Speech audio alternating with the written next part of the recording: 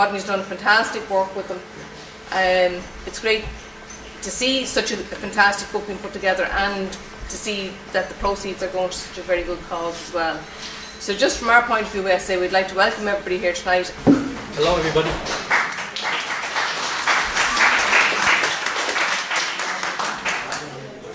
This song is just what I'm going to do is for you, for every one of you, every single one of you, really and truly, and every person that's come through Ballyfermot, that's grown up in Ballyfermot, for every person that's give a smile when you needed the smile, that's for you. So this goes out to you, and it goes like this. Whoa, oh, oh. History's lemonade, oh, what's fate but left me, oh, oh, oh, like a man and women, from St. Matthew to the Assumption, left on the road to the living bed. You people built it up, with the best of heart. If I don't someone in this house life, from brother to sister,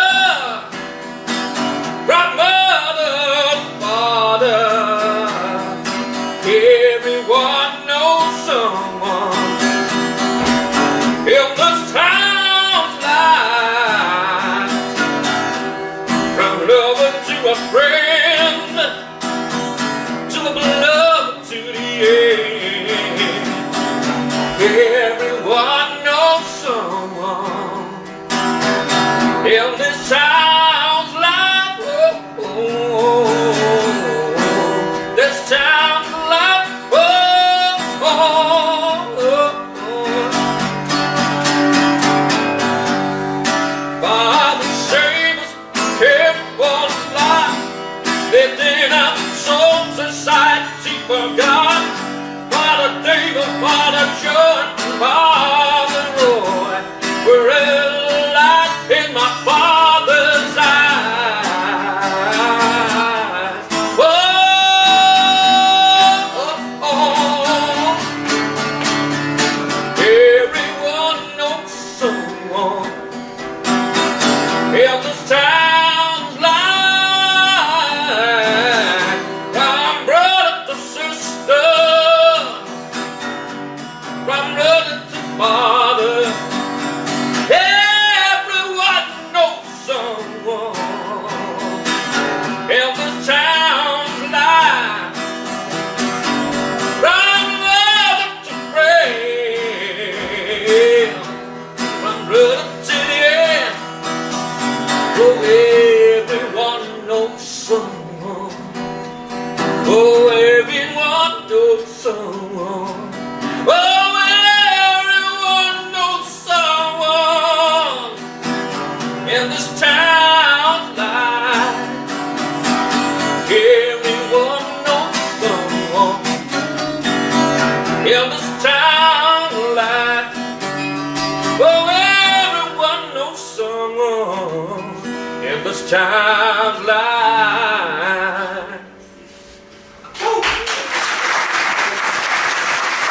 This book is celebrating 70 years of Ballyfermot. I don't think you'll ever hear a book like this again. The Flying Superhero Clothes Horse. It just says it all. I think what we're actually doing this with the International Literature Festival, and we're celebrating Ballyfermot's 70th year. So what Camillus John, also known as Rodney Oglesby, the founder of the group, I think what he wanted to do was, he wanted to celebrate Ballyfermot, like a love letter to Ballyfermot. Because in the media there's actually a lot of negativity about this area, you know. And we wanted to show the actual positives about it. For example, the talent that came out of this area, Finbar Fury, Neville Thompson, who has about 7 novels. I think it's about, well, he has 2, he edited 2 anyway, short story collections. He has work translated in other languages, and he's from Ballyfermot. Declan O'Rourke, who's a marvellous singer, he's world renowned. Joe Duffy, everyone knows who Joe Duffy is. Jimmy Murphy, and then we have our own group of writers. What else would I want to say? I think we want to attract people to the group also, because the bigger something is, the better it is. More people, the more input. I think that's, you know, and I think anybody can be a writer, because when you're Irish, I mean, we're all storytellers. You know, everyone's a storyteller. Like, you go to work, and some people are great at telling stories, and you just want to listen to them, are real funny. Maybe sometimes you might have an argument with a friend, and you go home and you say to yourself, God, I should have said this or I should that. Well, then you can be a writer if you think like that. If you have a date with a girl and everything goes wrong, it happens to me all the time, and then you go home and you think to yourself, I should have said this, I should have said that. So I mean, then you could be a writer as well. So it's a celebration. And what else would I like to say? I'd like to say that it's just a love letter to Ballyfermot, and that we have the talent, just as much talent as anybody else. I think when you grow up in working class areas, I won't go on too much about this, but when you're in working class areas, you feel a bit bet down in life. I think all these celebrities on this, and even the writers in our own group, prove that that's not true at all. The book is €5, and you can buy it down the back, you know, exit at the gift shop. And you can also download it on Kindle for €1. So it's €1, and it's not a lot of money. All proceeds go to the Dublin Simon community. So if anybody is interested or knows anybody that wants to be a writer, just get in touch with us, and you know, we'll guide you through it. And we only give positive feedback, only positive feedback. And you know, you could maybe even teach us something. You might be the next Stephen King, or you might just meet some nice people, socialise, and find a nice hobby. So that's about it. I would like to introduce our founder. He is Camillus John, he's called. He founded the group in 2017. He's been a part of RTE10. He's had work in it. He's also had work in The Sting and Fly, and he's an absolutely marvellous writer. He's like if James Joyce took blotter acid. Please welcome Camillus John, Rodney Ogus, the year founder.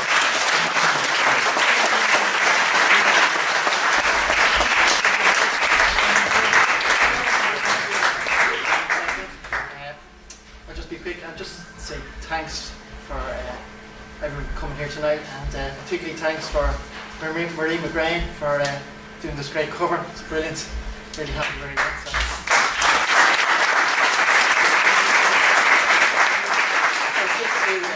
A quick snippet from my story, my children's story for adults. The Art of the Neck Chop. Freddie was an ordinary Ballier lad. He went to school every day, did his homework as diligently as any of the bum fluff lickers in his year, and attended his karate classes 3 times a week, being very fond of the neck chop. He could fell an elephant if one got in his way. Crossways. This he knew for a fact. One morning his sister Raspberry came down for breakfast with a queer, faraway look in her eye. Ma, quick, I've turned into the Mona Lisa overnight in my sleep. Look. You don't mean that Maudie painting by Leonardo da Vinci, do you? Yes, I do. The very one. Jesus, ma, will you look up from your book at my beautiful face and my enigmatic smile? Jamie McInstry, you have turned into the Mona Lisa overnight in your sleep, Raspberry. Holy God. It's amazing and quite chilling how the eyes follow you around the room. You're never staying up past 10 o'clock on a school night ever again. I can promise you that for a start, Raspberry, you little pup. But ma, this is a good thing. I'm a work of art now, for God's sake. I elevate people's minds to a higher plane of consciousness. Are you sure you just didn't eat too much cheese last night? It's the last time I bring a ball of brie into this house, Raspberry. All my children are turning into works of art. Ah, come on, man, that's putting 100 legs on the situation, with the pus-inflated head of Cashel Green. Well, if your dad turns into the ceiling of the Sistine Chapel overnight in his sleep, it's going to be you, Raspberry, who washes him off the bedroom ceiling.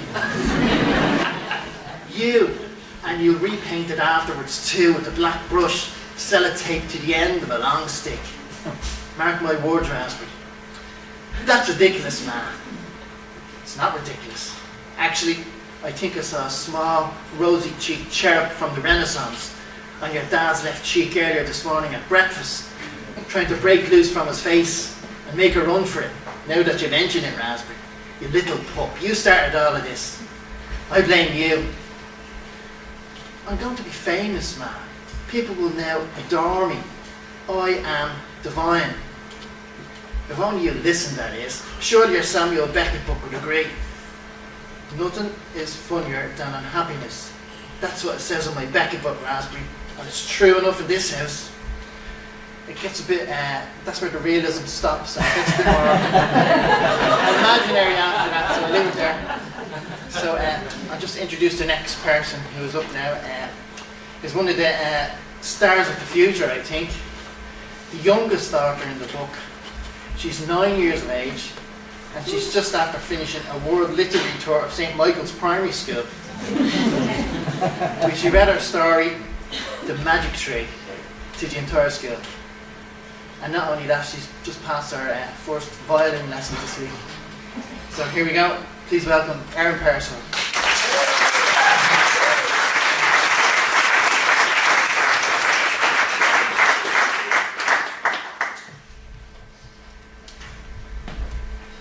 The Magic Tree.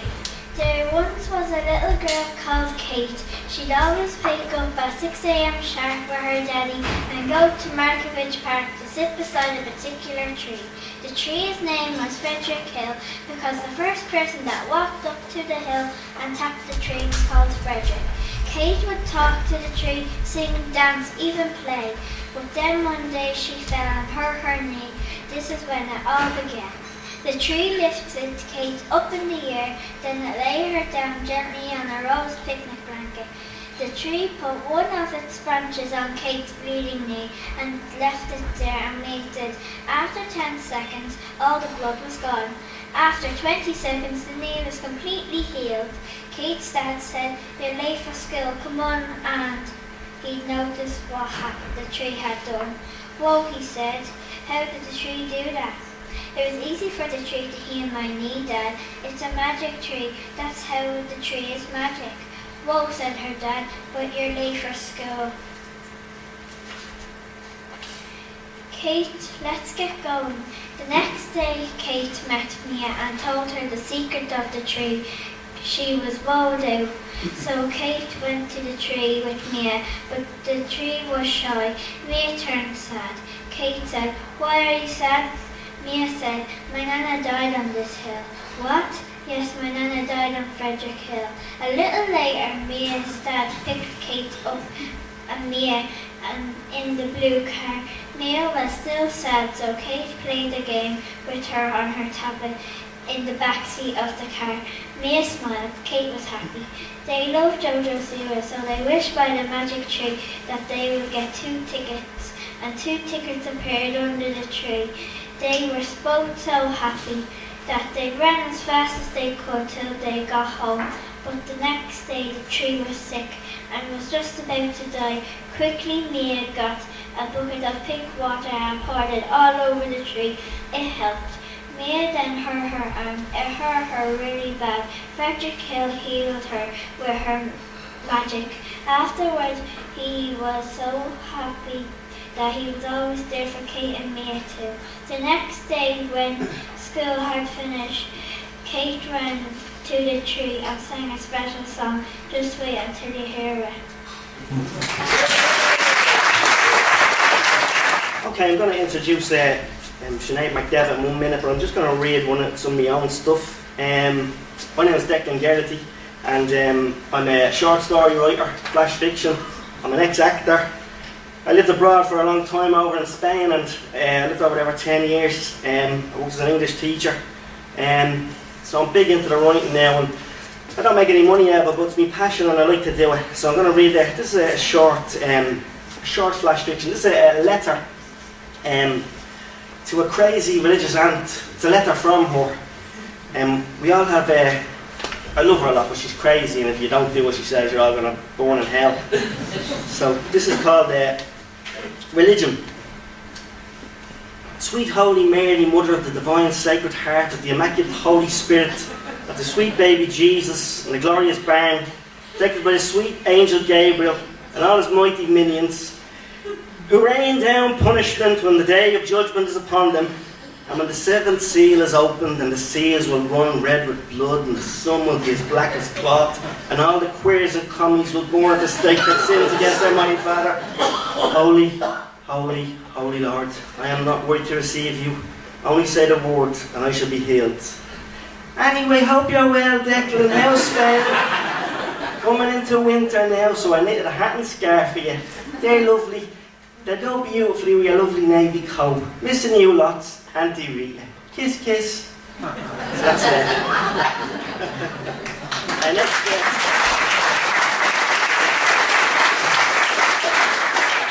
And my next writer is a fantastic short story writer, and she's also an excellent poet. She has 2 poems in this book. They're called The Girl from Ballyfermot, and I think in memory of Declan McKevitt, I think. Sinead has been published in Boyne-Berry's Extended Wings, Revival Literary Journal, Northwest Words, and the Reformed Jewish Quarterly. She was shortlisted for the Swords Heritage Festival short story competition and highly commended for the Jonathan Swift Prose competition. Her poems have been commended for the Francis Ledwidge, LMFM Poetry and Rush Poetry competitions. She was awarded 2nd place for the Desmond O'Grady Poetry competition also. She was also a winner of the Little Gems Poetry competition. Will you please welcome Sinead McDevitt. Good evening, everybody. While I'm not from Ballyfermot, this poem is dedicated to a person from Ballyfermot who was a great inspiration to me. Okay. On your communion day, you released your clips just as good as Mayo Burn. When you smeared your lips red, mantillas turned round and Our Ladies rang the bell.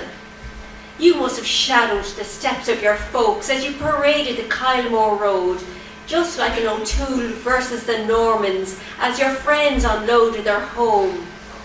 You could run like a tiger during thunderstorms in a park called California Hills, and clutch the ball like a Debarnawal who captured the castle walls. And you remembered from St. Louise's how to project your own bloss. When the batter O'Byrne bashed the ball, you forced the fielder O'Toole to tag.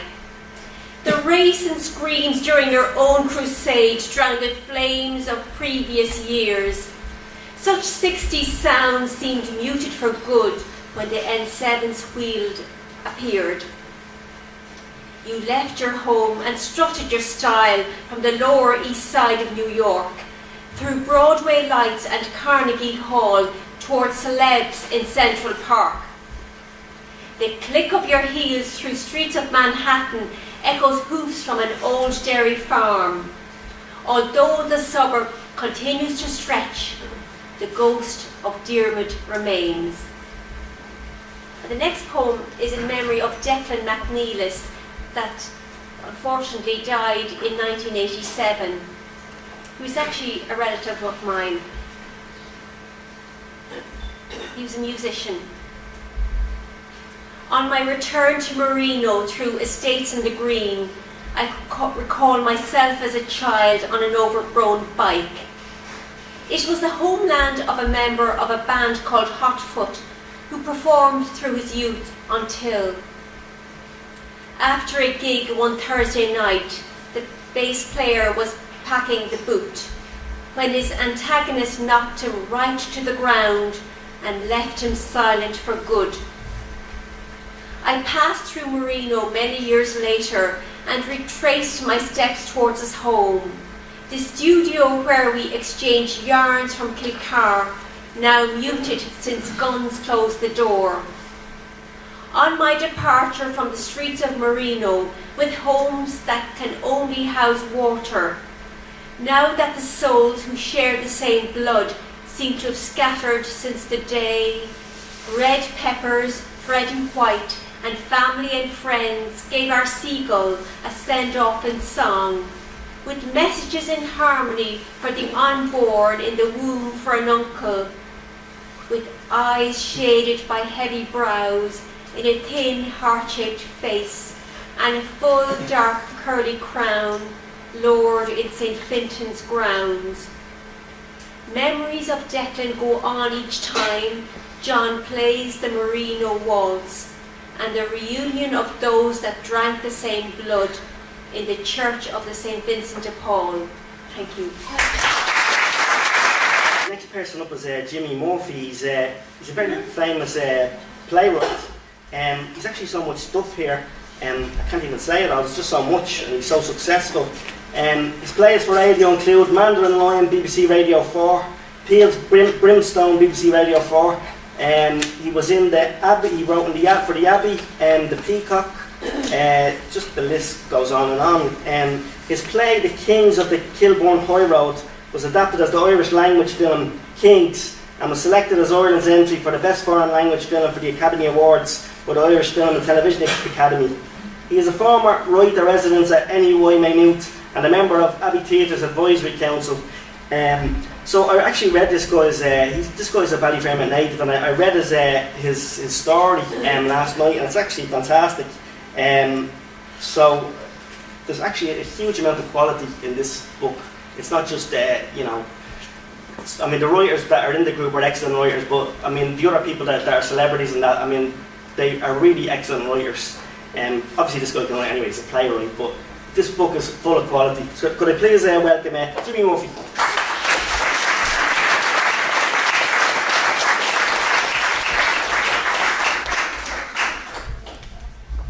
Thanks a lot. It's just great to be back in the library. I would have devoured books here, but particularly plays in the early 80s. Spent most of my time on the dole, I suppose, and it was great to be able to order 2 or 3 plays a week, and on the way back drop them in here and go up to the dole and collect me dole money and then head back to work. That's another story. This is self-explanatory. So it's about me granny and granddad moving here, because I was always struck about how do people find here. Think about it. It was just built. It's a great photograph I came across today on the internet, taken from the air of Ballyfermot in 1951.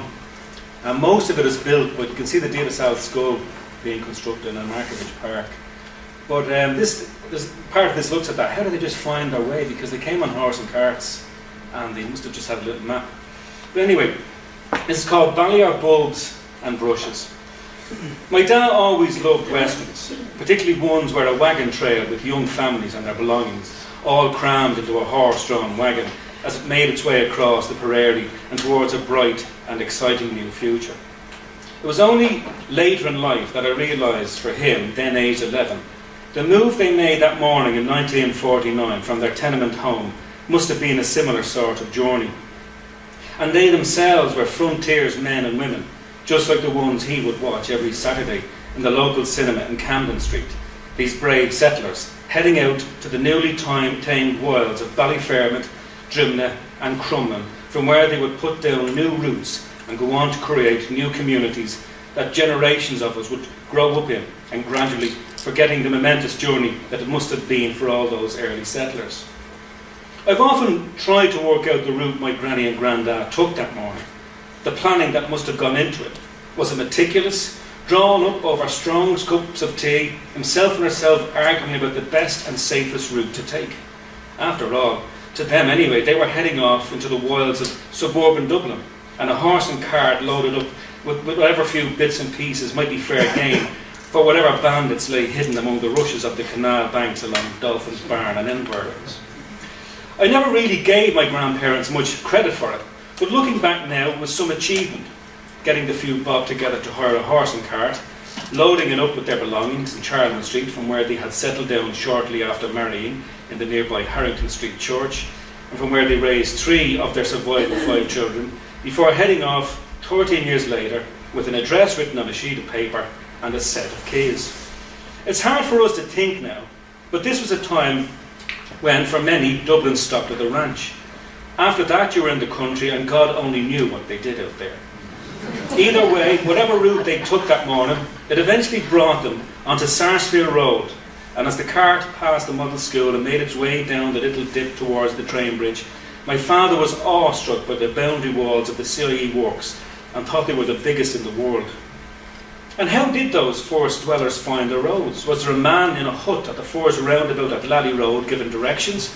Or did the corporation supply maps and some unfortunate member was appointed map reader to constant shouts of, "Are we there yet? Are we there yet?" as our grandparents looked around in bewilderment at the equally bewildered faces peering back out at them from behind shiny new curtains in search of a familiar old face as each cart trundled along the new roads and avenues named after great battles and people connected to the even greater Patrick Sarsfield, Thomond, Deasy's, Cremona, Landon, Ramillies, Lally, Ballyneety, names long lost to the mists of time, about to be given a whole new meaning and life again. But however my granny and grandad found their way to Ballyfermot that morning, it was a mark of pride to them that when my grandad put the key into the door for the very first time, the Murphys were the first family to inhabit the deserted Cremona Road. And for a few days at least, my father and his brother and sister patrolled it up and down like country squares in search of poachers or savages who might dare cross the border from the wilds of Inchicore and make off with light bulbs from the unoccupied houses. Those light bulbs were the bounty, and my dad and his brother and sister pinched so many that not a bulb had to be purchased in their house for years after. But in the blink of an eye, the days turned into weeks, the weeks months, and the months years. The Murphys, like most others at the time, had long settled in the new Ballyfermot and had built up a strong, vibrant community that was to have its fair share of life's ups and downs as those years turned into decades. And so it continued, for my family anyway, up into the 80s, a decade when time would call last orders for my grandparents, and where one by one, having arrived in Ballyfermot via the front door, they would leave by the back door at Cherry Orchard and find eternal rest among many of those other first settlers in Palmerstown Cemetery, stopping off briefly at Massey's for one final farewell from families and friends they'd left behind. The 80s were also a decade when, beaten by the weekly trek to the Dole office in Rossmore Avenue, I decided I no longer wanted to be an unemployed painter and decorator, and with a graw for writing, went into town one day and bought a battered old typewriter in a second-hand shop in Stephen Street, on which I started to write plays atop of my granny's old kitchen table in the front bedroom and send them off to the Abbey Theatre, then wait excitedly for the postman to deliver their pronouncements on my latest masterpiece a few months later. The topics I wrote about were, unfortunately, topics I had grown to experience as I grew up: immigration, drink, domestic violence and unemployment. Tales many inhabitants of Ballyfermot before and since could themselves write reams about. And while the plays rarely had a happy ending, the Abbey, while rejecting them, were always encouraging, insisting that I keep writing plays about my community and to continue sending them into them. And so I did. Over the following 4 years, I wrote 3 plays in that bedroom, all of which the Abbey rejected. And while rejection is always hard, the Abbey's encouragement kept me going that little bit longer and eventually paid off. It was the start of the 90s. By then I'd married, moved out and scraped enough together to put a deposit on a little house nestled in a terrace of houses opposite the model school, in that no man's land where Inchicore and Ballyfermot meet somewhere along Inchicore or Sarsfield Road. News arrived that the Abbey had accepted my new play, Brothers of the Brush, for production the following year. It proved quite a hit, and over the years has had local productions in Ballyfermot by local drama groups, with one in particular standing out. It was the late 90s, and a performance was to take place in the Lower County Bar. There was great excitement in the family, particularly with my father, who was busy telling everyone he met to buy tickets and to come along. There was only one problem though: he was barred from the county. In fact, he held the distinction of being barred from both counties at the same time, and on numerous occasions too. But that's another story, and someday I just might muster up the courage to write about it. The next reader is a person who was from the writers group in Ballyfermot. He's actually a great writer. He's very similar to a kind of a John B. Keane type of style. He actually has a radio show with Together FM as well, which is country music. Could you please welcome Joe Carr?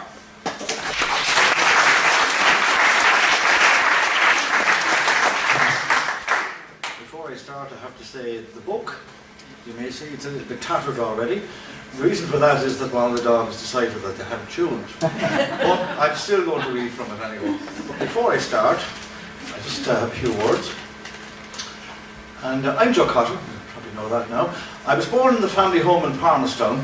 I went to school, to primary school there. In 1971 I came to St. John's College, De La Salle for secondary school. I obtained two kinds of education there, academic and real-life education outside the school gate. I made lifelong friends there, Dermot and David and poor Tom who passed away, and a good few others. I claimed Knocknagoshel in North Kerry, where my parents were from, as the home of my muse. Confused? Well, so am I. But you know something? The good thing about memory is it's yours. And you can have whatever version you want. The one that suits you best, of course. Shared memories are even better though. So here goes. I hope some of them are shared memories for both of us. So the story I wrote, that was accepted for the book is page 115, and it's the travelling shops in Ballyfermot. My parents came home from England in October 1956 and settled in Palmerstown. Along with my two older brothers, Johnny and Dinny, our Uncle Paddy, Mum's brother, my family left Coventry to try to eke out a life and a living for themselves in Dublin. Our house was an end house, adjacent to a side road that linked our avenue to Kennisburg Road. My brother Pat was born November 56. I was born 4 years later, on 22nd of November 1960. We were both born in the house, and Nurse Stalking delivered us. We were the first in the road to have a TV set, as my dad had brought it home back from Coventry. It was a big hit with all the neighbouring kids. BBC and HTV channels, though often with snowy reception, gave us Jack and Ori for the younger ones, and series like The Fugitive, Get Smart, and Dactari, which had Clarence the Cross-Eyed Lion. Television came along on New Year's Eve 1961. My dad and my Uncle Paddy had a vegetable round that serviced the ever-growing Ballyfermot community. Building of the scheme had started in 1948, with the first houses built on DC's Landon and Sarsfield Road. The early settlers had no facilities and journeyed into the city, often to where they lived prior to their relocation to Ballyfermot to get their groceries, meat and vegetables. Before the shops were built, before the schools were built, before the church was built, the daily necessities of life were got from the mobile traders. The bread man, the milkman, the butcher, and the vegetable man. And as I was reminded this evening, there was actually shops in people's houses as well. My dad and Uncle Paddy were part of the fabric of those times. They brought their wares from the fruit and vegetable market in Chancery Street to the doors of the new Ballyfermot schemes. My father was the businessman of the enterprise, and Paddy the soft touch.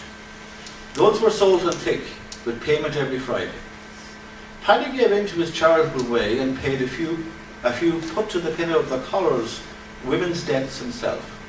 My dad was less inclined to be so charitable though, but he made sure Paddy was not out of pocket in his wages at the end of the week. As times moved on, so did the new Ballyfermot citizens' facilities. Shops, laundries, butcher shops, chemists and draperies were built. Even a cinema. The Gala Cinema opened, and of course the Tin Church was replaced by the Assumption Church.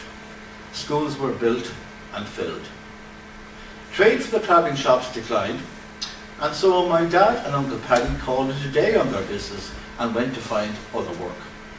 My dad got a job as a van driver for Cromax in Palmerstown Village, and Uncle Paddy became a part-time cook in the kitchen of Stewart's Hospital, but also looked after our growing family as a live-in childminder when my mum went back to work in 1961. Ballyfermot continues to grow. In the 60s, an impression of Ballyfermot in the media became a widely accepted view that the area was a cider keg of violence and crime teetering on the edge of exploding. The residents were deemed to be work-shy, angry and belligerent. It's a fact of life that where humans live in community, frictions exist. To deem a whole community dangerous and a no-go area blackens the good name of people trying to get on in life. It was time to put paid to the lies prevalent in the media. Ballyfermot's parish priest, Father Cormac, despite his many faults, including his great admiration of Dublin's Archbishop John Charles McQuaid, loved his Ballyfermot flock and went out and battled for them on every opportunity that presented itself. He invited the Dominican sisters and the De La Salle teaching orders to set up schools in the area, and the education and mentoring of young people commenced. Their work shaped the future of Ballyfermot. And when joined with an active community seeking social justice, freedom from a biased media, and countrywide misconception, were unstoppable. An educated and well-equipped force for advancement with a doggedly determined resolve and fighting spirit was formed. Impossible dreams became realities. Never underestimate the underdog. I won't talk about Dirty Aggie, or Sheldon Lefanu, or the priests of Ballyfermot. Nothing about Michael Cleary or Tony Walsh, or the pioneer priest who didn't need a microphone, or even Des Cloak, the butcher on Deasy's Road.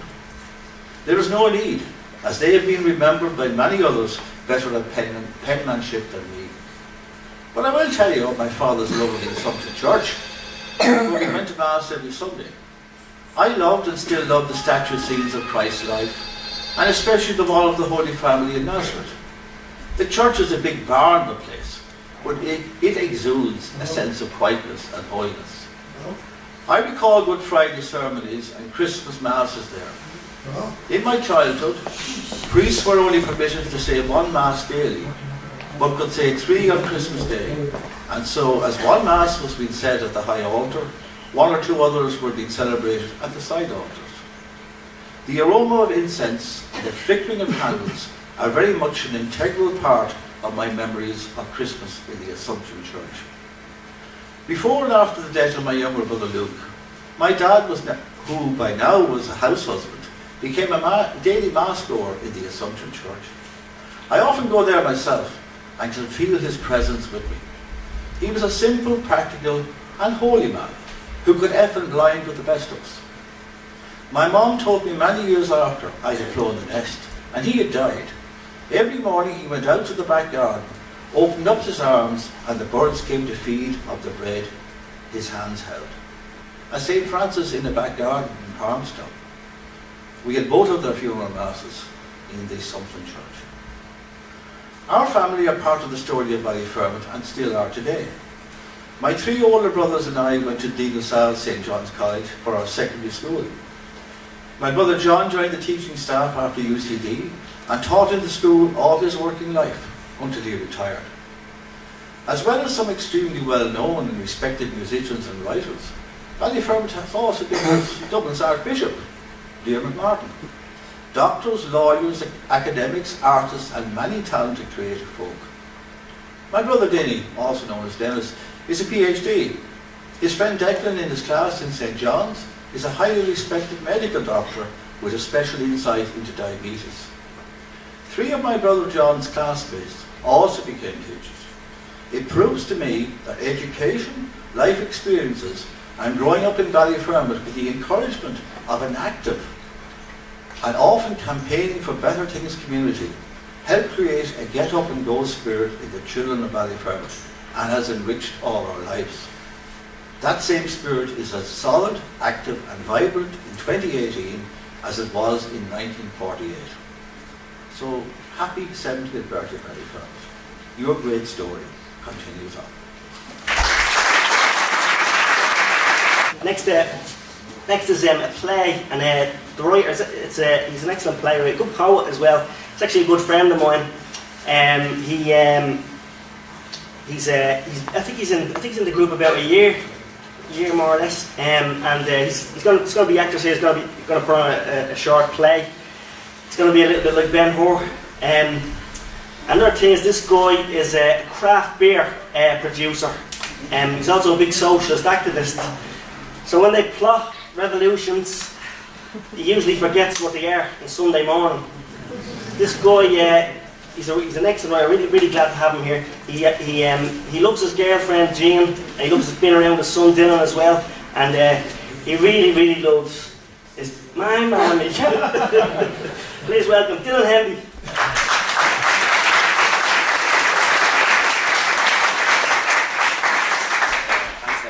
That was brilliant. Like Declan was saying, I joined the group about a year ago, and this is the first big piece of fiction I've written. So first thing I've written and I got published, so try not to get too carried away or let it go to my head, but I am signing copies for 20 quid.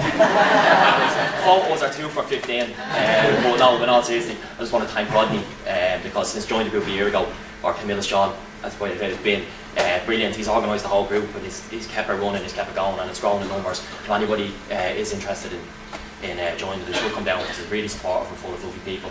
And then just a quick backdrop then to my own story. It's set in Ballyfermot Castle in 1307. So just a few years maybe after sort of Braveheart and that sort of thing, and it's set around the family, the Fitzwilliam family, who owned the castle. So you've got Lord Fitzwilliam, you've got his 2 sons, and then it's sort of, you've got like a Gaelic family as well, Anya and her brother Kieran, and it's just sort of how they sort of clash and come together. So I have Basement Productions, they're a theatre group from Cherry Orchard, and they're actually a fantastic theatre group. I went to see their production of Lee Dunn's play, Goodbye to the Hill, a couple of weeks ago, and it's absolutely brilliant. So I'm just going to let the lads take it over. Billy's going to be playing Fitzdermot, who was actually sort of in the service of the family. We've got Brenda, who's playing Anya, who is the Gaelic princess. David's playing Lord Fitzwilliam, the Lord of the Castle. Greg is playing his 2 sons, Gabriel and William, and then you've got Tony, who's playing Sir Thomas Cantop, who was a very powerful man, and these actually had lands in Ballyfermot a long time ago. So I suppose I just want to show that Ballyfermot's here a long time, and it's been on the map for a long time. And the servant girl, excuse me very much. I wrote too many characters, as apparently is the problem. I think, why did you write so many characters? But they're playing 2 each, so hopefully it's not too confusing, but I'm going to take it over to the last one. We joined the story with Gabriel and William as they ride back. No, sorry, we do not do that. We joined the story in Ballyfermot Castle as William and a handful of men saddled their horses with weapons, armour, provisions as they prepared to join the King's army at Ballymount. Lord William, would you be so kind as to spare me a moment of your time? What is it, wench? Can't you see I'm busy? Yes, Lord William, my apologies. It's just I have some information that may interest you. Can't it wait till I get back? No, my lord. It will be of use to you only before you leave. Okay, well go on. Spit it out. Cross my palm with silver first, Lord. I'll cross your head with steel in a moment if you don't tell me. Yes, my lord. Keep calm and I'll tell you. Anya told me that Kieran O'Byrne and a small number of his men are at a home of a healer just outside Tala. They've gone to fetch medicine for their father. If you and your men head there now, you could sneak upon them once nightfall comes. If you catch Kieran O'Byrne, you'll be a hero, my lord. Without Kieran to lead them, the clan will fade away. Why are you telling me this? You're a Gael. How can I trust someone who betrays her own people? You're my people now. My place is here with Lady Anya. She's to marry your brother. And once the baby is born, I'll be expected to help care for it as if it were one of my own.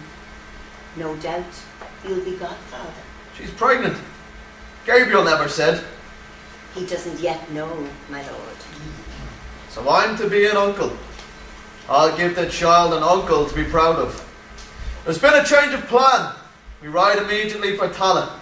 We'll take a shortcut through the King's Woods, and we'll catch Kieran O'Byrne and his bodyguard unawares. And by this time tomorrow, we'll be on the list to be knighted by the King. Hooray! Good luck, my lord. Here, servant girl, take this silver. And if your information is false, I'll have your head. Do you hear? I won't see you disappointed, my lord. It's an hour to sundown. The dim light of the evening is setting in. Shadows begin to spread out across the land. As the sun sinks and the cool night air descends, William and his men race towards Tallaght. We rejoin them as they enter the King's Wood. That's odd. What is? The birds. What birds? Exactly. This time of the evening, birds should have begun to roost. What's your point? Us traipsing through the wood should have settled them. Yet I haven't heard one squawk or seen one fly away. It's too quiet. What's your point? Someone has already scared them away. Poachers, probably. Quick, sire, look there. What is it? The deer. What are they running from? Poachers, same as the birds. Something's frightened them. Damn it. It's poachers, I told you. Not poachers, William. It's larger game you're hunting. Who goes there? Let me introduce myself, William. I believe you are on your way to Bay. I'm Kieran O'Byrne. Fitzdermott, seize him. Sire, look. On either side we are surrounded. The reward on your head, William, is dead or alive. What's it to be? You want me? Come and get me. Kill them all! A volley of arrows whistled through the trees. Some drilled into the Normans' wooden shields, some bore into the flesh of their horses. One cried out in unmerciful screams. One arrow tore deep into William's left shoulder, another sliced open his right thigh. The third impaled itself into his gut. Suddenly, with a mighty roar, a dozen Gaelic warriors rushed from the trees. William and his men are outnumbered 2 to 1. With his breath ever shortening and his eyesight blurring, William, seeing his men fight frantically for their lives, clenching his sword and clasping the reins, makes a desperate charge straight for Kieran O'Byrne. The story now moves back to Ballyfermot Castle as Fitzdermott wishes to see Lord Fitzwilliam.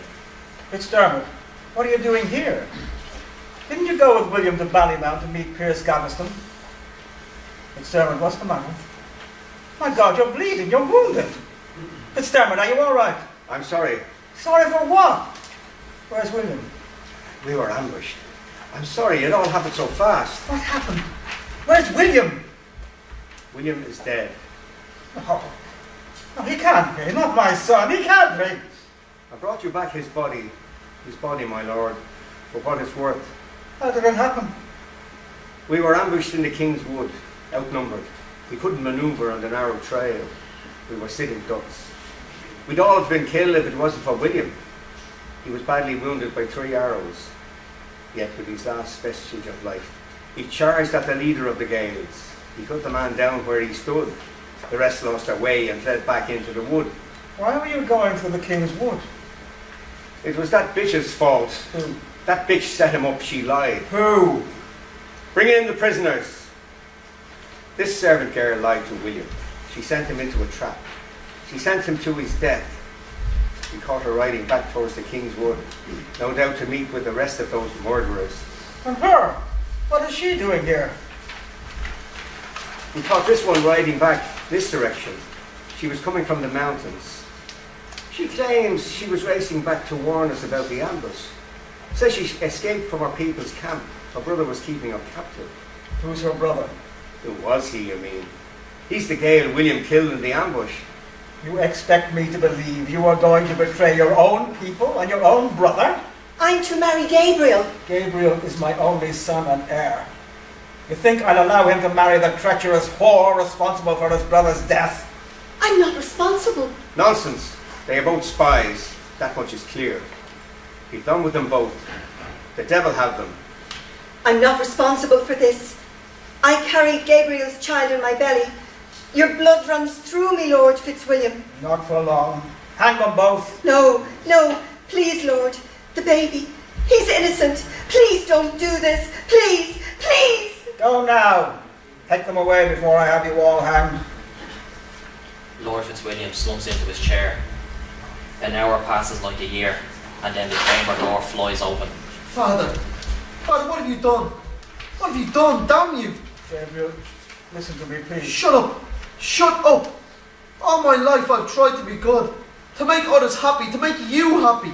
And the one person who made me happy, you took her from me. You hung her like a common thief. Gabriel, you're my son. I love you. I only want what's best for you. Now, please put down the dagger. You don't care about me. All you care about is your precious heir. Gabriel, put down the dagger. Don't hurt your father. I beg you! Sir Thomas, I'm sorry. You don't have to say sorry. You haven't done anything. You took my wife. You took my child, your own grandchild. Fitzdermott laughed when he told me. But it's you I pity, Father. Left without an heir. It's you who will have to live with it, not I. Gabriel lifts the dagger to his neck and slices slowly across his throat. The blood cascades down his chest. His father reaches out for him, but Gabriel brushes his arms away, turns and falls into the arms of Sir Thomas and dies. What have I done, Sir Thomas? What am I to do? Send for the gravedigger. Bury them in Ballyfermot. No matter where they go, Ballyfermot will be in them, and they in Ballyfermot. One more thing. Cut down the girl. Bury her, the child, with Gabriel. Let them rest together. They all can do. You're one of that much. We owe them that much. And so it remains. Somewhere in the old graveyard under Ballyfermot Park lies the remains of William, Gabriel, Anya and their unborn child, Dan.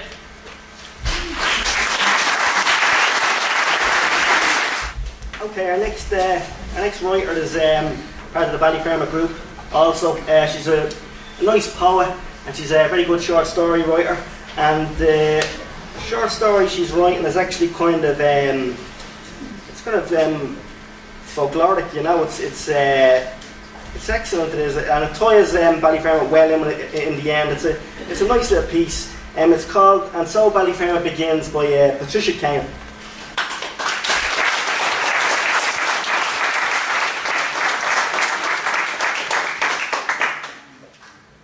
It is said in ancient lore that when the great gods of Erin agreed to depart these lands, they divided Erin into 5 provinces: Ulster, Leinster, Connaught, Munster and Tara. Each province was awarded a strong king, a wise man, a powerful body of fighters, and a gift from the gods' own treasures. To the king of Connaught was given the valuable knowledge of the whereabouts of every doorway into the new lands of the gods. A very prestigious gift indeed. Although some descendants of the House of Connaught tried to force their way into the gods' new kingdom in search of forbidden treasures, these intruders, when and if they did return home, were never quite the same again. To the king of Munster was given the god Dagda's secret to a full pot. The Dagda was the god of full stomachs and overindulgence. His gift to the House of Munster was capable of disarming any enemy before the battle by overfilling their stomachs until they were unable to move, thus ensuring victory for the House of Munster. A very fulfilling gift indeed.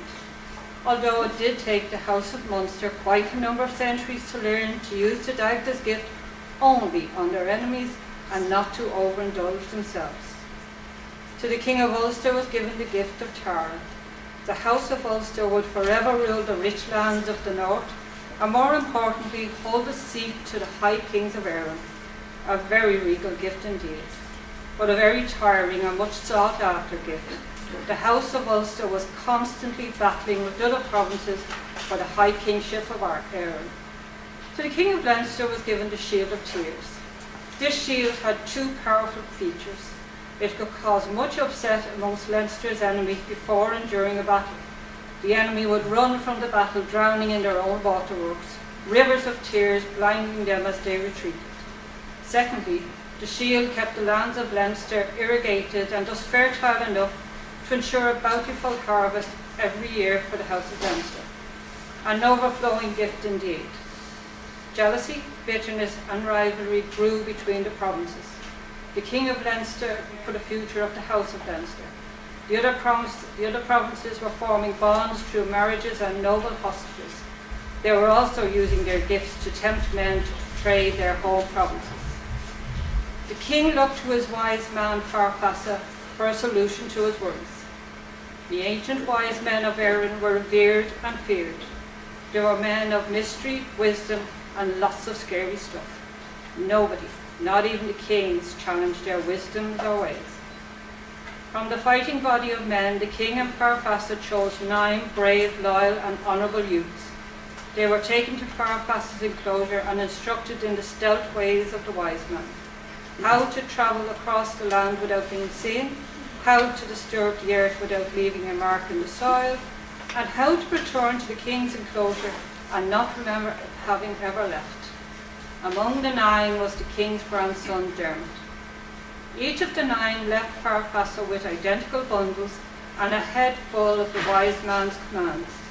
They were instructed to protect their bundles with all their courage and hide their bundles from the house of Leinster's enemies, be honourable in their actions and return home. 8 of the 9 returned, Dermot did not.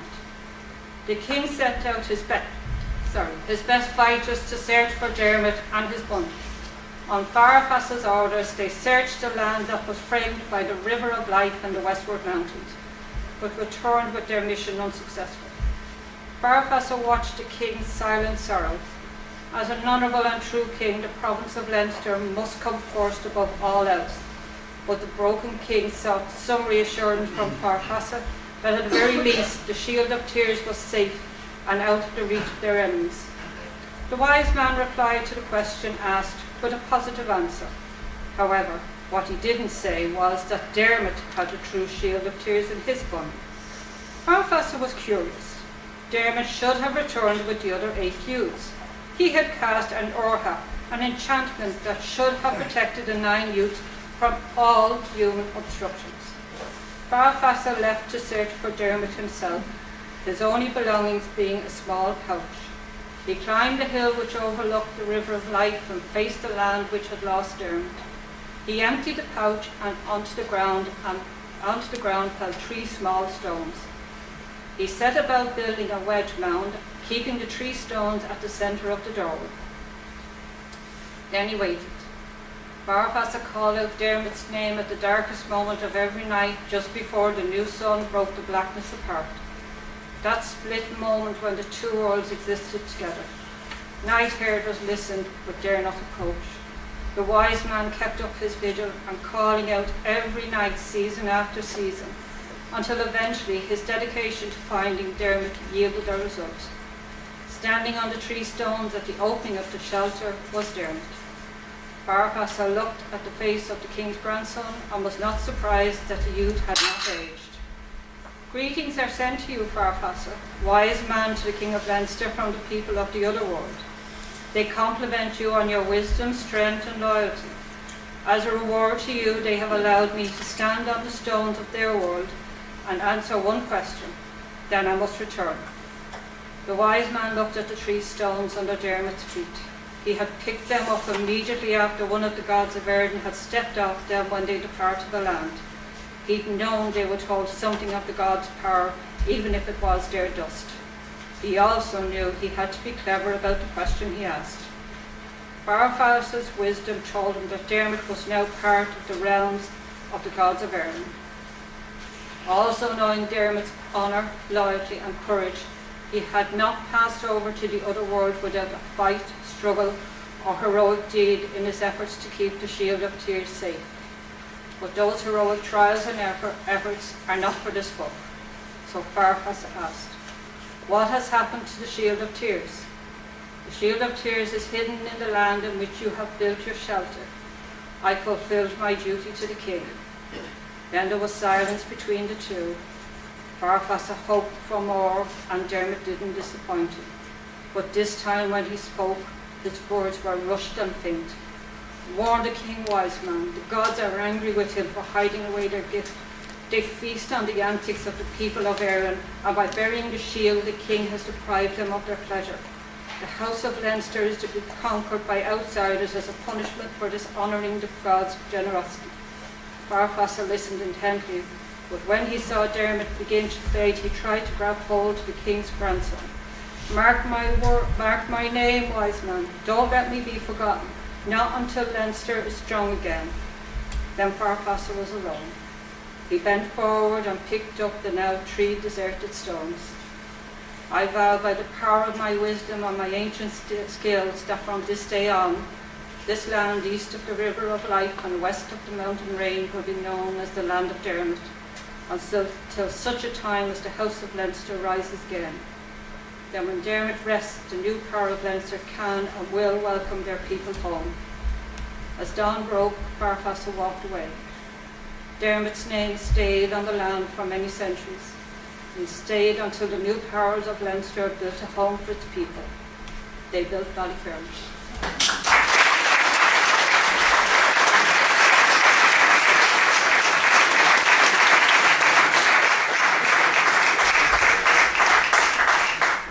The next person is from the writers group also. He's called Nicky Early. He's a great writer. He actually has two or one publication in the archive of Pearse Street Library, and it's called Ireland, Where Nearly Everyone's a Saint. And his short story in this is called Mama Said There'd Be Days Like This. Nicky is a psychic medium in spare time, and he likes to. So if you ever want to contact, a dead grandmother, maybe a pet that passed away, or Regan from The Exorcist, Nicky is the person to see. He's a great guy as well. He's a great sense of humour. He's a great writer. He's a great wit in the writing. So I'd like to welcome Nicky Early. I'd like to welcome everybody here. If you've been enjoying yourself up to now, that'll soon change. Actually, this is a true story. It was given to me by the parish priest down in Our Lady of the Assumption down in Coymore Road. So he wouldn't tell a lie, I don't think. The night he gave it to me, actually, he was packing his suitcase for himself and the housekeeper were allowed me, along with the rest of the money out of the collection boxes. So this is called Mama Said There'd Be Days Like This. The last of the evening's rain had fallen, and soon it was time to take stock of the damage caused to property. In the church of Our Lady of the Assumption on Coymore Road, Jesus wept, as also did Father Dempsey, the parish priest. Jesus wept from the pains in his arms. In spite of the amount of time he spent on the cross, it just didn't get any easier. Father Dempsey wept because another leak had made its presence known by the continuing dripping onto pew number 46 on the starboard side. The reason Mariner's references were being used was to facilitate the amount of water now gathered on the church floor. Any more leaks, and instead of a roofing contractor, Noah would be coming out of retirement. Jesus looked upon Father Dempsey's sad face and knew that when he finally recovered his composure, he would no doubt be soon having a word in his ear about the present state of affairs, and how he wouldn't only ask, only he knew a miracle at such short notice was required.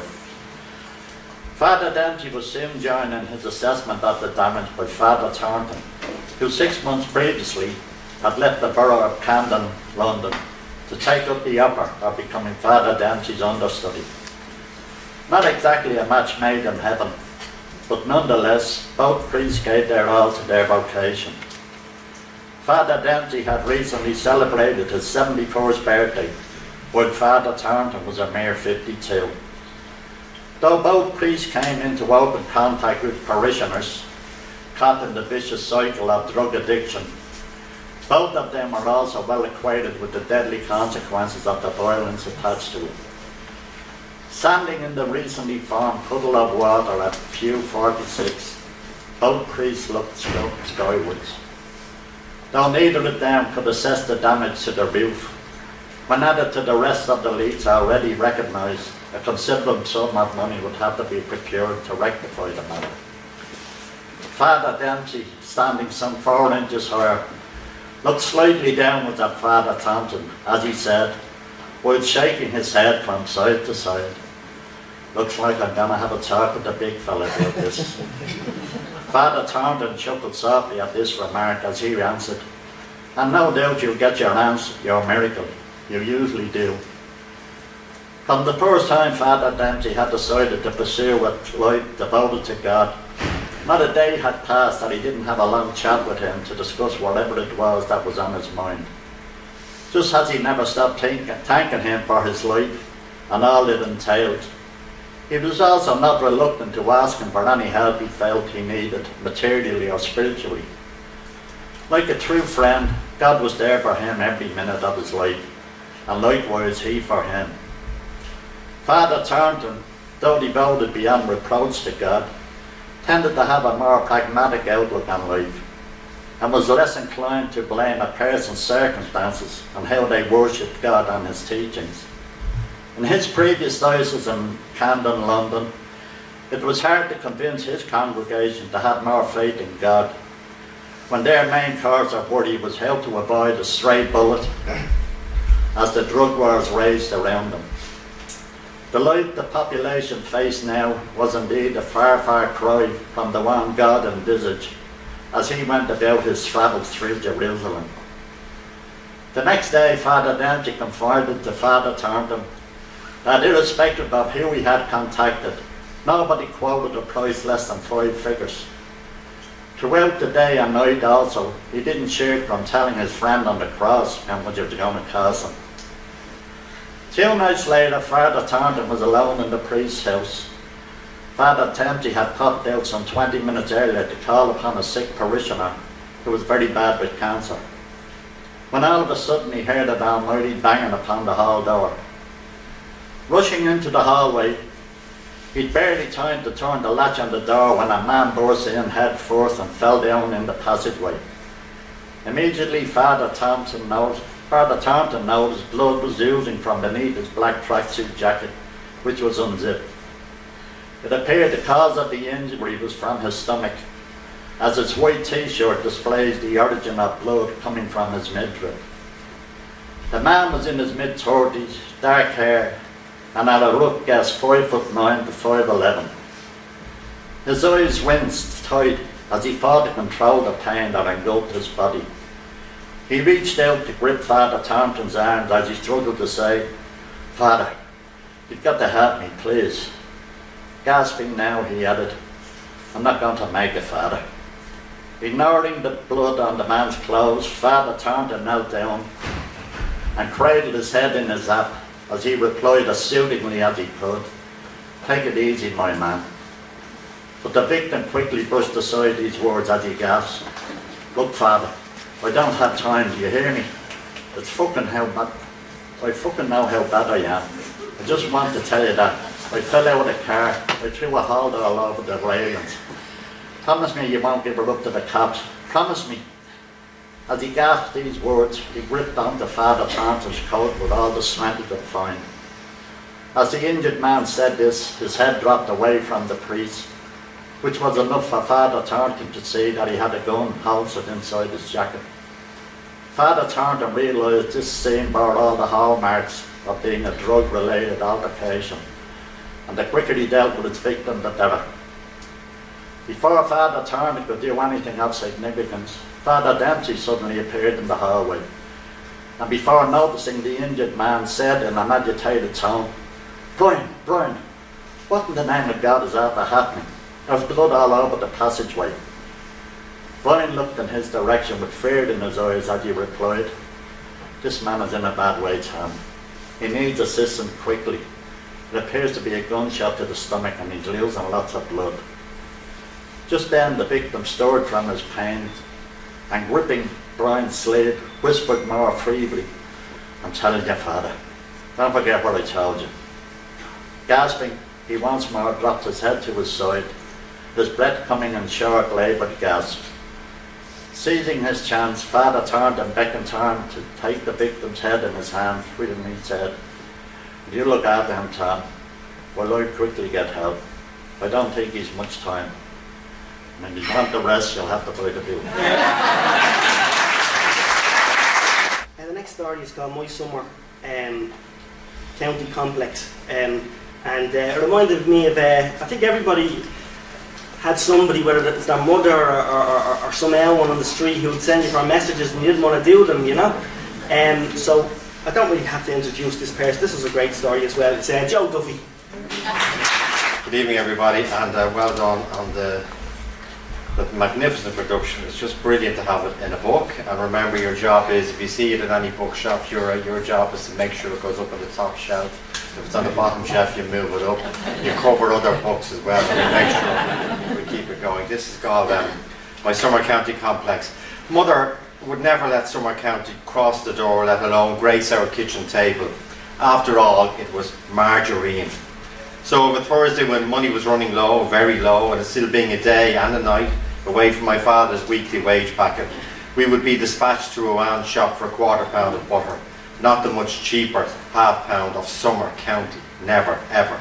To be seen with margarine would have been mortification, an indication of inability to cope, like waving a white flag to the poverty that was constantly knocking at the hall door. As if I would draw attention to myself running the short distance from our house on one side of Cladagreen to the shop on the other, doing a 3-hand reel with the dreaded gold foil wrapped, exotically titled margarine. At least a quarter of butter was wrapped discreetly in greaseproof paper and hidden. Bizarrely, Mother seemed to lose her fear of social embarrassment when it came to the dreaded trips to the turf depot, a trip that involved a 3-mile trek through the centre of Ballyfermot with my little brother Aidan's pram laden with teetering sacks of wet turf. A marching band in full flight would attract less attention than me and my younger brother Peter trying to manhandle Aidan's pram up Ballyfermot Road, which in truth is a long, punishing steep hill rather than an innocuous road. Not only did she drop all social pretense when it came to the quest for turf, she seemed to forget other basic principles of family life which I firmly held to, such as the eldest should be the first to be called on for the heavy jobs. And it was probably because James, our eldest, was already working with my father in Glen Abbey hosiery and handing up as an open brown wage packet every Friday, and so was granted an amnesty from this back-breaking public toil. And of course everyone knew that to go to the turf depot was a sign that times were tough in your house. After all, only poor old-age pensioners were given turf dockets, which is where we got ours, our Nana Murphy being an entitled bearer of the handwritten yellow scraps of paper grandly titled fuel vouchers, granting the bearer 100 weight of turf, which gave our family heat and life, but instilled nothing but dread into my heart. Because I knew once the docket was safely placed in my mother's purse, it would not be long before she would noisily drag Aidan's pram from its parking spot under the stairs, throw the 2 empty coal sacks in it, and call myself and Peter to order before nonchalantly directing us to the turf depot, with a rider that not a single sod was to be lost by theft or negligence on the way back. I refuse to believe that the same woman who saw nothing but embarrassment in being seen with a £1/2 of foil-wrapped margarine was immune to the stigma of her 2 young sons wrestling with 4-stone, carbuncled, dirty sacks of turf stacked high in their baby brother's pram, pushing and willing it 3 miles up Ballyfermot's main road.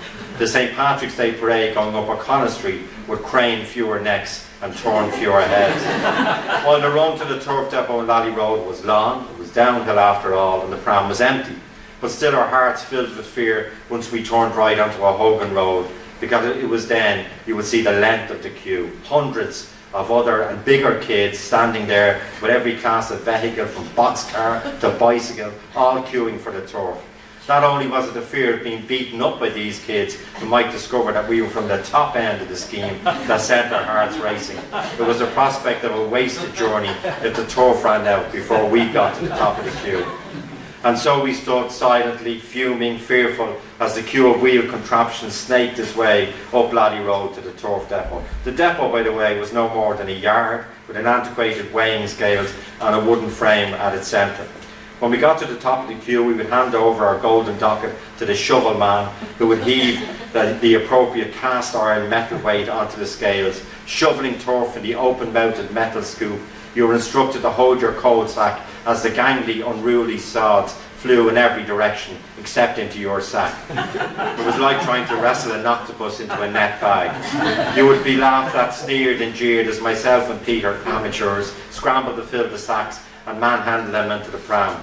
We scurried off as quickly as possible, shaking off any potential cowboys from the lower end of the scheme who might attempt to rustle our precious pile.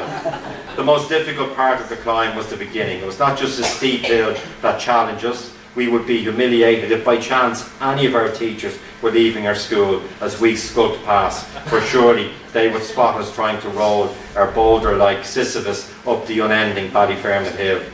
Peter and I would take turns gripping and pushing the white rubber-clad handle of the pram. The effect rendered us almost horizontal, while the other would push from the side and stop it from rolling back down the hill. But neither of us could let up or let go. We beat a steady path, shifting from the shadows only once when the go-be-the-wall, the local walking book reader, headed straight and refused to deviate, as always, in our direction. And we dared not give up. We always did what Mother told us since the time she got myself and Peter mitching from school. Well, actually, we gave ourselves up after 2 hours of boredom. Our stuttering excuse was that the school was closed, expired within seconds, as Mother's instinct reduced us to a pair of blubbering truth-tellers, propelling us up the stairs to our bedrooms by the robust application of a wooden spoon to the back of our legs was an effective and memorable sanction. And so we could not even contemplate surrender. We did our best, gathering extra wind as we got to the main row of shops, not because of a nasty incline, but because it was where the Duffy brothers were most likely to be spotted by passing neighbours on the top deck of the 78 bus home.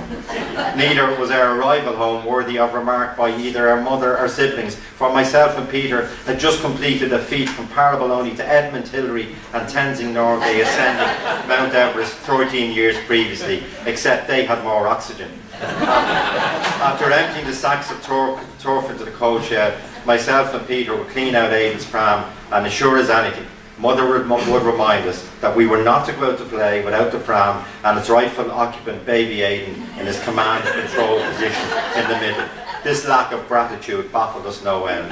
Mother, now in her 90th year, still remembers and abides by the Summer County fatwa, but has no recollection of her epic turf expeditions, unremarked upon then and now a life lesson. You see, Mother believed that the greater gift of humility and the lesson that life can be hard but bearable comes from overcoming the bigger challenge. Sure, who would notice a young fella carrying a half-pound of summer margarine anyway? Please welcome Declan O'Rourke, the Lighthouse Lady. Thanks a million.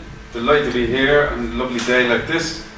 Somebody said earlier on, this is a great town, great people, and I have very fond memories of growing up here. I attempted to start writing a song a couple of years ago about an old woman across the street who used to send us off her messages. Everybody used to hide from, try not to be spotted by passing her window, you know. Lovely old woman, really, but I started scribbling anyway to try and write a song, and it turned into a story. So I have tried to pull out 3 different little sections and hack a few lumps out of it. See how we go. I'm in here. You'd hear her calling from the tiny kitchen. Passing through the sitting room, the drawn curtains of the back window sealed out most of the day. Then turning right, you'd find her in the light of the front window, peeling spuds with a knife under a torrent of cold water that was running from the long gooseneck tap into the huge white Belfast sink below. The kitchen always seemed so fresh and airy when compared with the dark sitting room. Direct rays of sunlight bursting through the small window above the sink. Both halves of the window swung out into the garden like the arms of a believer exalting the sun. Nylon curtains frolicked in the breeze, and sparrows played in the hedges below. Mrs. Murphy herself, quite a tall woman, took up most of this room. Her hair was long, but didn't reach her shoulders. She had a tidy side parting, and all the hair on the top of her head was casually swept across with one hand and pinned to the right side of her head above the ear with little hairpins pointing backwards. Slightly wavy, it was almost white now, but had a faint hue of gold. Her eyebrows were almost gone at the ends, but were longer in the middle with a little peak in the centre of each that ended in an upward curl of one hair. Mostly salt and pepper now.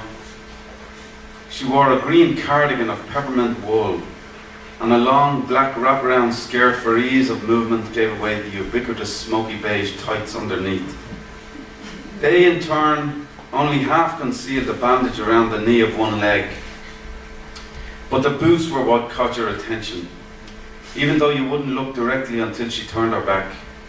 One was bigger than the other by a good 3 inches with a huge block heel. An industrial looking thing. It must have weighed a ton. When she moved from one room to the other, her hips would heave and the body would wriggle in a slow wave from the head down when she lifted the longer leg, as though she had a child hanging onto one ankle, dragging on the floor. One hand was pressed to the thigh of the shorter, heavier leg, while the other threatened to lean on invisible objects for balance along the way. She never left this purgatory in my memory. She could never have navigated the steps without help, and she was too proud for a wheelchair. We must have been like little satellites whizzing past her window. But if we were satellites, Liam was the whole world. She idolized him and talked about him like he was God, her one refuge in this existence. My Liam, the emphasis was always placed more on the my than the Liam. Sometimes we'd hear him coming home at night, breath heavy with whiskey or pints and players' cigarettes. Effing and blinding, he'd stop and lean on someone's fence to support another tirade of expletives. You could almost see him, the wrong outside hand crossing his massive bulk and twisting inwards to grip the railing he was leaning on, the other hand groping and punching blindly at something in the air, then lowering slowly. Whatever song he was singing was both angry and tender, but he kept forgetting the words. We'd hear the echo all around the little wishbone-shaped street. It would pour over the houses and into the back bedrooms as he bawled and bellowed. There'd be gaps of quietness between bouts of these incomprehensible verses, as he courteously allowed his imaginary foe to reply. Then after a few minutes you'd hear the other voice enter, this one softer and maternal. "Ah, come on in, son." Beckoning from her window, like a lighthouse trying to guide in a lost little boat stuck in a rip, she called to him. A few more fucks and curses and he'd be home. But even after he'd gone inside, you'd hear a few more, muted as they were, the storm dying down, lulled to a calm by the drink that fueled it. A single picture over the wall leading out to the backyard was of a young woman with blonde hair in a wedding dress and veil. The most beautiful woman you'd ever seen. Eyeshadow, long blonde hair parted in the middle and falling down either side of her face in loose, long ringlets. Perfect straight teeth behind a wide smile. "That's me when I was young," she'd say if she caught you looking at it. "Wasn't I beautiful? I had plenty of suitors." She said it half scornfully, like she knew you didn't believe her. The other half of the delivery ringed of fantasy and nostalgia. She must be lying, you'd think to yourself. How could it be the same woman? But perhaps she meant it metaphorically. That was me. I was young once too, happy like that. My mother says it was her, but back then I couldn't equate the two. I imagine she'd always been an old woman in this time. Along the same wall, but closer to the kitchen, was the fireplace that shared a chimney with the house next door. There was always a handful of burnt matches randomly scattered around the grate. But it never looked like a fire had been lit recently. The matches were from lighting the gas and the odd player's cigarette she'd gum. Maybe the odds and ends Liam had left around the night before.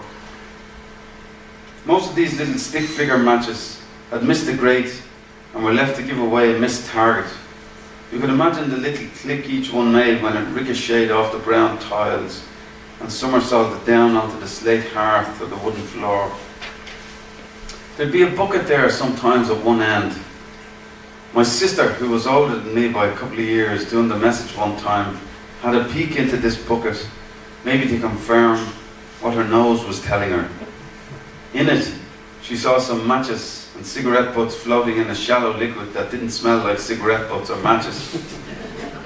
With a little divilment, she inquired as to the contents. The answer the poor old dear gave was, "Ah, don't mind that. That's only the juice off the briquettes." Third part. After skipping back round to Desi's, somebody mentioned Desi Cloak earlier. After skipping back round to Desi's for the second time, you'd stand there in the sawdust for a bit, too shy to jostle for attention. If you stood at the back wall a few feet away from the counter, you had a better chance of being seen, as the counter was chest high for a man. Up and down behind the counter, 2 men would work, donning aprons with red and white vertical stripes tied at the back over a bright white smock. The odd bit of blood wipe on the hip or the gut here and there, red tie underneath. Desi was the boss, a middle-aged working-class man. He had slick back white hair receding evenly at the corners of his forehead. These patches accentuated the quiff in the middle and gave him an Elvis-esque look. But in fact, he looked a bit like Liam too, bulky and solid in proportion. More squat though. I'd say he enjoyed a pint and a song, but that's really where the similarity to Liam ended. A merry disposition and the odd gay whistle diffused the intensity of his pointy blue eyes. The eyes and his beaky nose together gave off a kind of seagull-like appearance. The sidekick, on the other hand, was more like a funeral director. He hovered in the background, serving the overflow, and wore comic 70s Morecambe and Wise glasses with the 3 dots on the arms of the thick black frames. But behind these funny glasses, he had a grave countenance and always looked like he was battling the day. He attempted to match Desi's enthusiasm for life every once in a while, but couldn't muster the energy for long. His hair was slicked back too, but was a mottled mixture of ash and charcoal. Where Desi sported a lovely crest on the top of his wave of white hair, Sidekicks was rounded over the dome of his scalp from forehead to crown. And where Desi had slightly receding wings to accentuate his cool wave, Sidekick had little messy tufts of hair, too short to slick back, like baby chick feathers that didn't know where to grow, so they shot out in every direction like little hair explosions. He was a poor sidekick, at least in terms of appearance.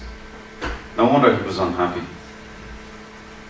Desi would eventually spot you there during the gap in the coming and going, the torn bag of plunder in your hand. Something was wrong with the picture.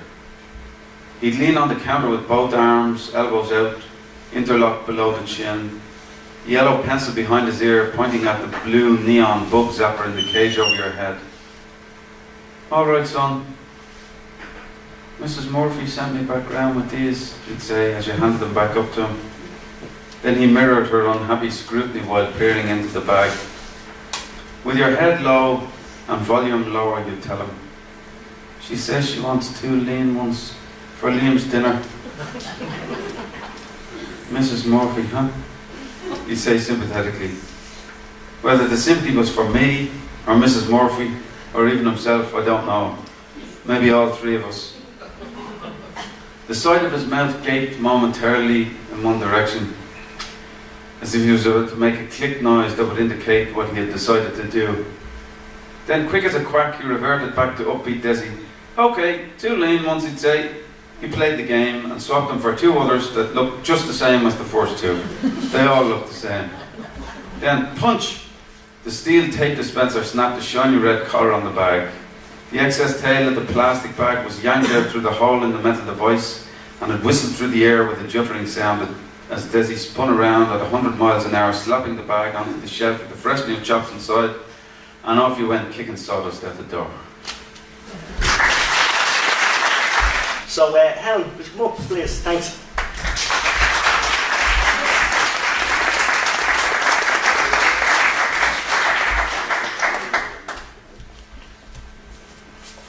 Hi everyone. I'm only going to read about 3 or 4 pages from this, and it's basically about a dark secret, and some of my memories of growing up in Ballyfermot is also incorporated into it. Cottage that wasn't a cottage. "Becky, come down and have a look at this," Ritz called up the stairs to her older sister. When Becky came into the kitchen, she saw Ritz bent over a laptop, scrolling through a house for sale site. "For God's sake, Ritz, when are you going to give up? You know we're never going to find one." "But that's where you're wrong. I did, and guess what? It's Mum's old family home." "What? You're shitting me. Scoot your bum over and let me see," Becky said, shoving Ritz along the wooden table bench. Back and forth, her fingers flickered over the 8 photos that were with the listings, until finally she uttered, "I'm not sure. It looks like it." But do you really want to fly all the way to Ireland in a wild goose chase? Anyway, even if it is Mum's house, there's no guarantee that we'll get it. I know that. I'm going to ring the estate agents first thing tomorrow. But Becky, look at the address. It's not 39 or 46 Ballyfermot Crescent. It's the cottage Ballyfermot Crescent. And don't tell me you don't recognise that railings, Ritz told her, tapping at the screen. God, it really is Mum's own home. Remember that day she pulled us out of school and dragged us over to Ireland? That was the one and only time she ever brought us. We never even got past those bloody green railings, Becky said, her finger pointing to the image on the screen. Dragged us? She had us sprinting to the airport, and I'll never forget the look on her face as she read and reread that crumpled letter. She looked as if she could have murdered someone that day. God, I can't ever recall seeing her look so angry, can you? And the way she gripped hold of that gate. I remember thinking that if she didn't let go, her knuckles would split through the skin of her hand. It really scared the shit out of me, Becky said, her eyes glued to the screen as she recalled the day. Yeah, but what frightened me more was when she slapped that woman across the face, then flagged down a taxi, and before we knew it, we were back in the airport heading home, without her having said one word to either of us. After that day, Mum wasn't just Mum anymore. She was a mystery woman, and I wanted to know everything about her. God, you were like a dog with a bone. You wouldn't stop asking questions, even when she warned you. Remember how she'd clip you around the ear and tell you to mind your own business, and after bed you'd be sent without any supper. That's why I hope we get this house. Maybe we might hold some answers to our questions. I doubt it. The house was sold to a non-family member after Grandfather died, and anything that might have been left behind, I imagine, would have been thrown out. So don't go putting your hopes up. I'm not. But don't you just miss Mum and Dad? I can't believe they're two anniversaries in 2 weeks' time. Only feels like yesterday since they died in that car accident. God, Jesus, look at the pair of us blubbering like babies. Let's call it a night before the real waterworks kick in, Rit said, brushing away her tears before hugging her sister and heading to bed. By 6 o'clock the next day, Rit had agreed to pay 10,000 over the asking price and wire a 20% deposit to the estate agent Mick Kelly to guarantee the house was theirs, as well as book a one-way ticket and Ryanair flight to Dublin for the following Friday. I'm sorry you have to do this on your own, but I'll be with you in 6 weeks' time, and I'll ring you every night, Becky told her, dropping her at the South Terminal in London Gatwick. Don't worry about me. I'll be too busy exploring the Californian hills and taking walks along the country lane to Mum's favourite spot along the canal that she so fondly spoke of, Ritz replied, grabbing her suitcase and slipping back from the back seat. When estate agent Mick Kelly turned on to Ballyfermot Crescent, Ritz, who was sat in a passenger seat of his petrol blue BMW, eagerly looked along the row of houses. Well, here we are, and here's the keys to your new home, he said, stopping outside a tired-looking house midway down the road. Pulling her suitcase up the cracked and uneven path, Ritz stood on the second step and stared at the worn and chipped door with its peeling paint and tarnished doorknob. Oh, I remember you were once a nice sapphire blue, Ritz whispered to herself, examining the keys in her hand.